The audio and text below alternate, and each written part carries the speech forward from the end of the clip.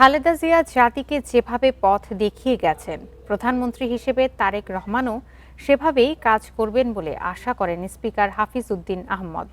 শুক্রবার জাতীয় সংসদে প্রয়াত বেগম খালেদা জিয়ার স্মরণে একটি বর্ষপঞ্জির মোড়ক উন্মোচন অনুষ্ঠানে তিনি এ কথা বলেন। এ সময় চিফ হুইপ নুরুল ইসলাম মনি বলেন, বিএনপি পথ হারিয়ে ফেললে সেটি হবে দুর্ভাগ্যের। সাবেক প্রধানমন্ত্রী বেগম খালেদা জিয়া স্মরণে দেশনেত্রী শীর্ষক স্মৃতি বর্ষপঞ্জির মোড়ক উন্মোচন অনুষ্ঠান হয় শুক্রবার। অংশ নেন স্পিকার, চিফ হুইপ সহ বিশিষ্টজনেরা। খালেদা জিয়ার রাজনৈতিক জীবনের নানা দিক উঠে আসে আলোচনায়।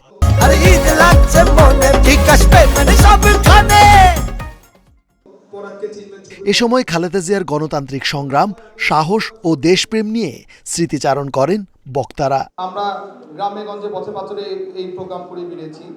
যদি আমরা বাংলাদেশ জাতীয়তাবাদী দল বিএনপির নাম ধরে কোনো প্রোগ্রাম করতাম, বিভিন্ন গোয়েন্দা সংস্থা দিয়ে আমাদের সেই প্রোগ্রামগুলো বন্ধ করে দেওয়া হতো। সংসদের সরকার দলীয় চিফ হুইপ নুরুল ইসলাম মনি বলেন, তারেক রহমানের নেতৃত্বে দেশ ও বিএনপি পথ হারাবে না। খালেদা জিয়াকে নিয়ে স্মৃতিচারণ করে স্পিকার হাফিজ উদ্দিন আহমেদ বলেন, তাকে চিকিৎসার সুযোগ দেয়নি পতিত আওয়ামী লীগ সরকার, তবুও তাদের বিরুদ্ধে বিরূপ মন্তব্য করেননি খালেদা জিয়া।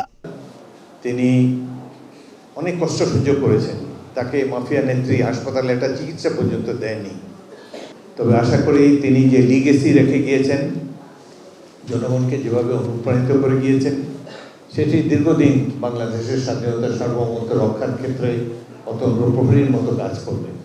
বাবা এবং মায়ের আদর্শ মাথায় রেখেই তারেক রহমান দেশকে এগিয়ে নিয়ে যাবেন বলেও প্রত্যাশা স্পিকারের। রেজওয়ানুল হক, ইন্ডিপেন্ডেন্ট নিউজ, ঢাকা।